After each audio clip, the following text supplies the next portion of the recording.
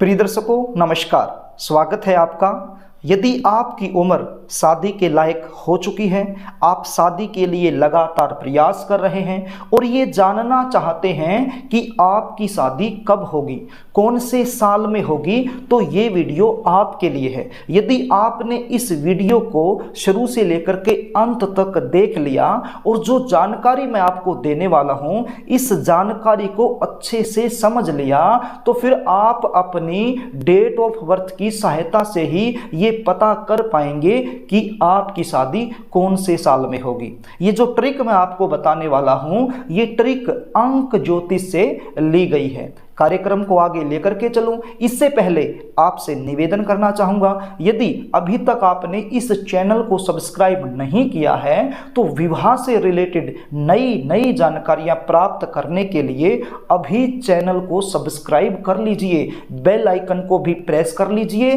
ताकि हमारी आने वाली इसी प्रकार की नई वीडियो का नोटिफिकेशन आपको मिल सके और वो वीडियो आप आसानी से देख पाएं।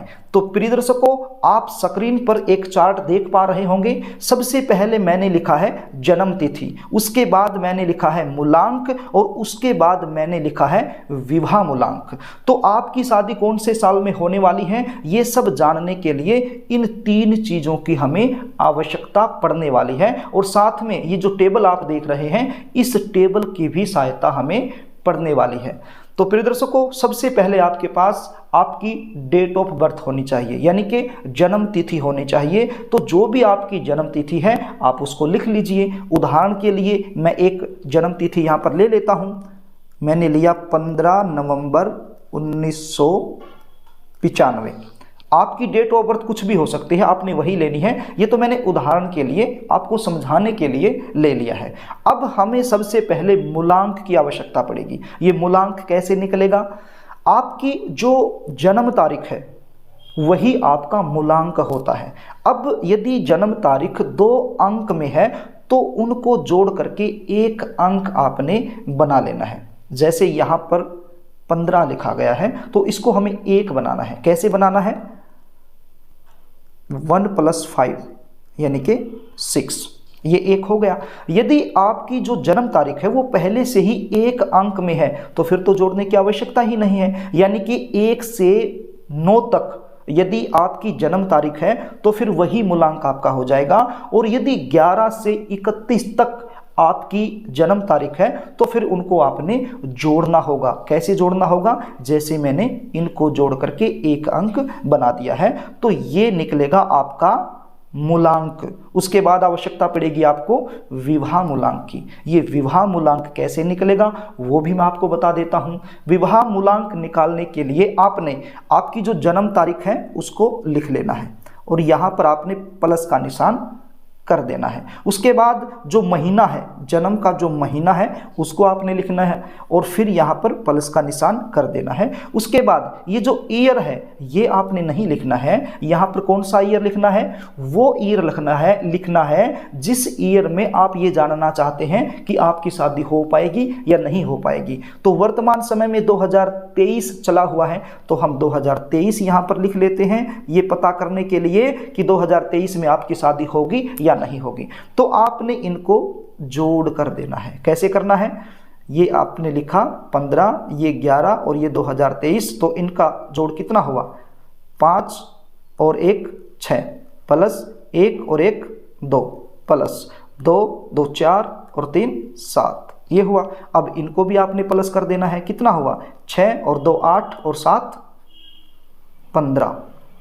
अब ये 15 हो गया, इसका भी आपने जोड़ कर देना है तो टोटल हो गया 6। तो इस प्रकार से आपने जोड़ करके एक अंक बना लेना है। तो आपका जो विवाह मूलांक है वो निकल के आता है 6 और आपका जो मूलांक है वो भी 6 आ रहा है। अब आपको इस टेबल की आवश्यकता पड़ने वाली है। इस टेबल में आप देखिए सबसे ऊपर लिखा है मूलांक और उसके आगे लिखा है विवाह मूलांक। तो आप देख लीजिए कि आपका मूलांक क्या निकला था? 6 निकला था। तो 6 आप देख लीजिए मूलांक में कहाँ पे आ रहा है? यहाँ आ रहा है। तो इसके सामने विवाह मूलांक आप देख लीजिए, विवाह मूलांक आपका कितना है? 6 है। तो इस 6 के सामने 6 है या नहीं है? तो ये 6 है। तो इसका मतलब 2023 में आपकी शादी होने के प्रबल योग बन रहे हैं। इस डेट ऑफ बर्थ के आधार पर। आपकी जो डेट ऑफ बर्थ है उसमें मूलांक और विवाह मूलांक अलग अलग निकलेंगे, तो आप इसी प्रकार से चेक कर सकते हैं। एक उदाहरण और ले लेता हूं ताकि आपको अच्छे से समझ में आ जाए। यदि आपने 2024 में चेक करना है कि आपकी शादी होगी या नहीं होगी, तो कैसे? इसी प्रकार से आपका जो जन्म तारीख है वो आपने यहाँ पर लिख लेनी है, उसके बाद जो महीना है वो आपने लिख लेना है, और यहाँ पर लिखना है आपने 2024, क्योंकि 2024 में हमें पता करना है कि शादी होगी या नहीं होगी। तो इसी प्रकार से हमें इनका जोड़ कर लेना है। कितना हुआ? 1 और 5 6, 1 1 2, और यहाँ पर कितना हुआ? 2 2 और 4 यानी कि 8। अब इनका जोड़ हमने करना है, 6 और 2 8 और 8 16, और अब इसका भी जोड़ हमने कर लेना है, तो कितना हुआ? 7। तो अब की बार आपका जो विवाह मूलांक है वो 7 निकल के आया है।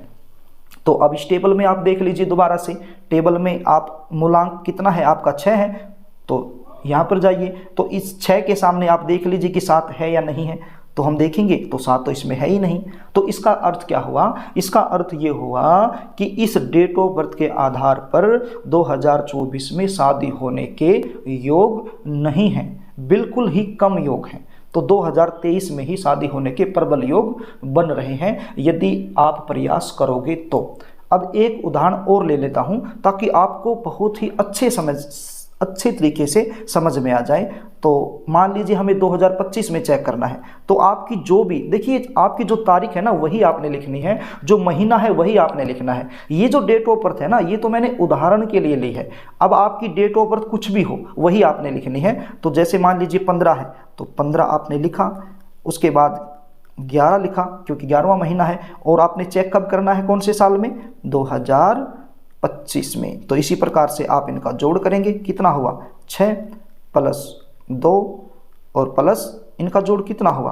2 और 2 4 और 5 9। अब इनका टोटल जोड़ कितना हुआ? 6 और 2 8 और 9 17। ये फिर प्लस कर दो आप, ये कितना निकल के आया? 8। अब की बार 8 निकल के आया है। तो अब इस टेबल में दोबारा से आप देख लीजिए, मूलांक कितना है आपका? मूलांक आपका 6 है, तो 6 में आप देखिए यहाँ, और इसके सामने टेबल में आप देख लीजिए विवाह मूलांक कितना निकल के आया है? 8। तो इसमें 8 है या नहीं है? तो 8 तो इसमें है। तो इसका अर्थ क्या हुआ कि इस डेट ऑफ बर्थ के आधार पर 2025 में भी शादी होने के प्रबल योग हैं। यदि 2023 में किसी कारण से शादी नहीं हो पाती है, या फिर आप पूरी तरह से प्रयास नहीं कर रहे हैं शादी के लिए, तो फिर 2025 में आपकी शादी हो सकती है।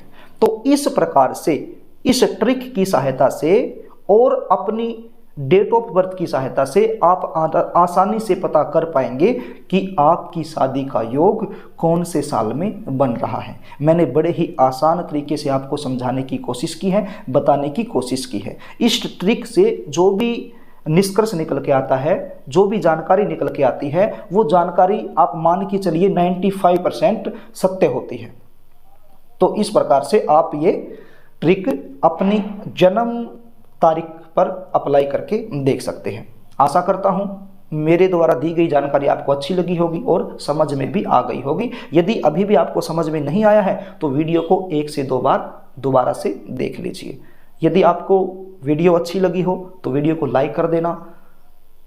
यदि पुण्य के भागीदार आप बनना चाहते हैं तो शेयर भी कर देना, और यदि मुझसे जुड़े रहना चाहते हैं तो चैनल को सब्सक्राइब जरूर कर लेना। यदि आप अपनी जन्म पत्रिका का विश्लेषण मुझसे करवाना चाहते हैं तो स्क्रीन पर दिए गए व्हाट्सएप नंबर पर आप अपनी जन्म डिटेल भेज सकते हैं और मुझसे अपनी जन्म कुंडली का सटीक विश्लेषण करवा सकते हैं। जन्म कुंडली विश्लेषण की हमारी फीस होती है, वो फीस आपको पे करनी होती है। नमस्कार।